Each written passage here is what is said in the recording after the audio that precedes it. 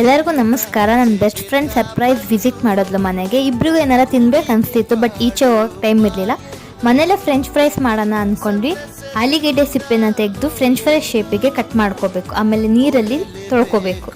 ಅದಾದಮೇಲೆ ಒಂದು 5 minutes boil ಮಾಡಿಕೊಂಡು ಆಲೂಗೆಡ್ಡೆಲಿರೋ ವಾಟರ್ ಕಂಟೆಂಟ್ಸ್ನೆಲ್ಲ ರಿಮೂವ್ ಮಾಡಬೇಕು. ಎಣ್ಣೆನ ಕಾಯಕ್ಕಿಟ್ಟು ಆಲೂಗೆಡ್ಡೆಗೆ ಕಾರ್ನ್ಫ್ಲವರ್ ಹಾಕೊಂಡು ಚೆನ್ನಾಗಿ ಮಿಕ್ಸ್ ಮಾಡಿದ್ವಿ. ಎಣ್ಣೆ ಕಾಯ್ದ ಮೇಲೆ ಫ್ರೆಂಚ್ ಫ್ರೈಸ್ನ ಹಾಕಿ ನೀಟಾಗಿ ಒಂದು 2 ಮಿನಿಟ್ಸ್ ಫ್ರೈ ಮಾಡ್ಕೊಂಡ್ವಿ.